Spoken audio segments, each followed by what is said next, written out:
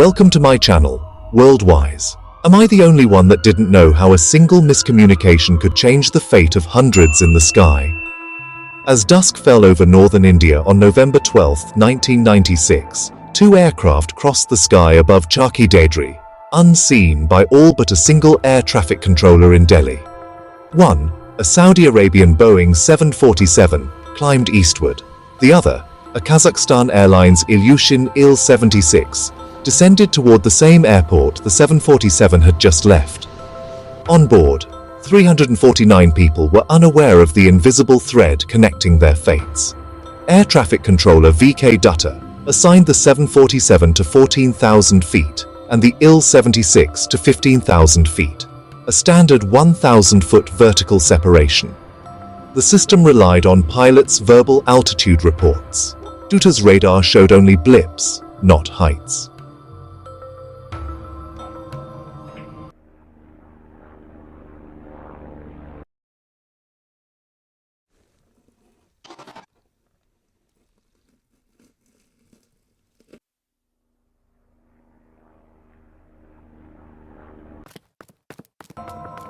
As two metal giants unknowingly closed in on each other.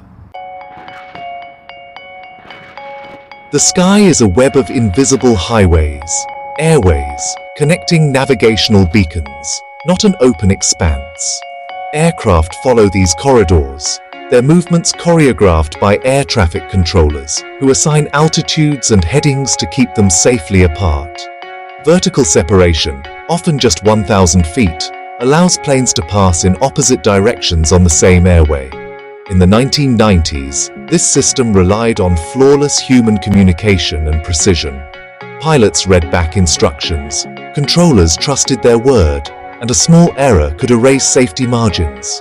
When two planes are assigned reciprocal headings, everything depends on each maintaining its altitude. On most days, this system works. But on that November evening, a series of small missteps would unravel it. The result, a catastrophic breakdown in the sky over India.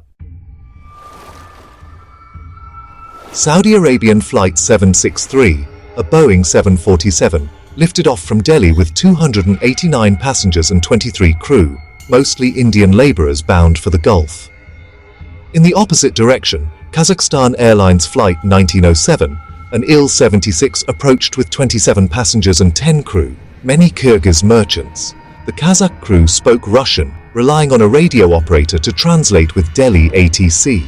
The 747's cockpit was familiar with international procedures. The Il-76 was not, and its altimeter read in meters, not feet. As the 747 climbed to 14,000 feet and the Il-76 descended to 15,000, their paths converged, separated by only a thin vertical margin. The safety of 349 people depended on both crews holding their assigned altitudes, but language barriers, unfamiliar instruments, and the pressure of busy airspace created a dangerous mix.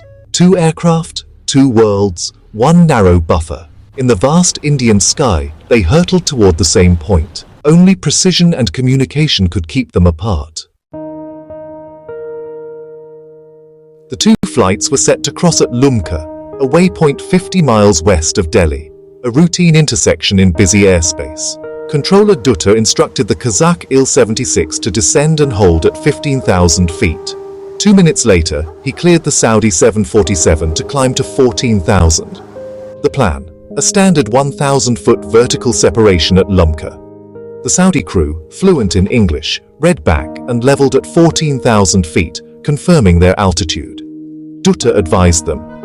Reciprocal traffic at 15,000, 12 o'clock, 14 miles. Meanwhile, the Kazakh crew acknowledged their clearance to 15,000 feet. On radar, Dutta saw two blips converging, trusting both crews to hold their levels.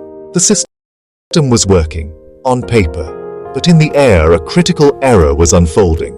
The invisible margin between safety and disaster was vanishing. Inside the Kazakh Il-76, a fatal misunderstanding took root. Cleared to 15,000 feet, the crew continued descending, misreading their altimeter or mistranslating the clearance. When the radio operator reported reaching 15,000 feet, the plane was actually at 16,248 feet and still descending. Language barriers and unfamiliar units, meters versus feet, compounded the confusion. As the planes closed in, Controller Dutta warned, "Traffic, 12 o'clock, 10 miles, level 140. The Kazakh operator, confused by reciprocal, asked for clarification, but the urgency was lost in translation. The Il-76's cockpit, used to Soviet procedures, struggled with conversions and communication. Dutta's radar showed only merging blips. He had no way to know the Kazakh plane was busting through its assigned altitude. Trusting the crew's report, he believed the buffer remained. But the Il-76 kept descending, entering the 747's airspace. The 1,000-foot safety margin was gone. Two aircraft, now at the same altitude, sped toward each other. Disaster was seconds away. In the final seconds, the crews likely glimpsed each other. Two massive aircraft, landing lights blazing, closing at over 600 miles per hour. There was no time for evasive action. At 6:40 p.m., the Ilyushin's wing sliced through the 747's, tearing both planes apart. The 747 spiraled down, breaking up before crashing near Tani village. The Il-76, missing a wing and tail, spun into the ground near Birohar. A U.S. Air Force pilot flying nearby saw a blinding flash and reported an explosion to Delhi ATC.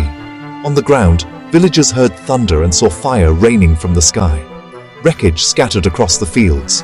There were no survivors. All 349 people aboard both flights perished. It was the deadliest mid-air collision in aviation history. The serene evening sky had become a scene of devastation.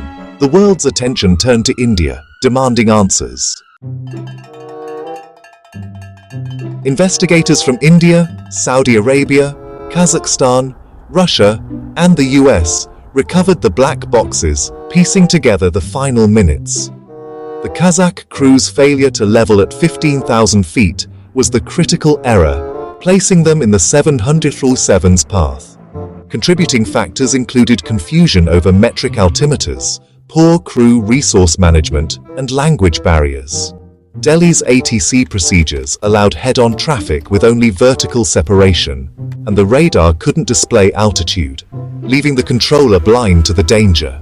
The radio operator's confusion over reciprocal highlighted the communication breakdown. The system's reliance on verbal reports and translation proved fatally flawed. A chain of small errors, misunderstandings, technology gaps, and language issues combined to cause catastrophe.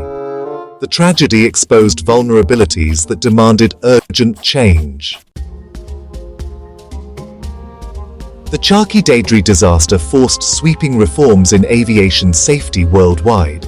India and other nations mandated traffic collision avoidance systems, TCAS, on all commercial aircraft, providing automated warnings and escape commands. Stricter English language proficiency standards for pilots and controllers were adopted to prevent communication breakdowns. Air traffic control centers upgraded to radar systems that display both position and altitude, allowing independent verification of aircraft compliance. Procedures now require greater vertical separation on reciprocal routes, adding redundancy to prevent single-point failures. The lessons of Charki Dadri made air travel safer for millions. Out of tragedy, a new era of aviation safety was born. Today, the sky is safer because of what was learned that night over Haryana. As you finish this story, take a moment to reflect on how far aviation has come and how every flight today builds on the lessons of the past. The Charki Dadri disaster reminds us that safety is never finished work. Every time we board a plane, we trust in a system shaped by both innovation and hard-won experience. If this story moved you or taught you something new, consider watching the next video on our channel. There, we'll explore more stories that shape the world we live in today. Thank you for watching, and fly safe.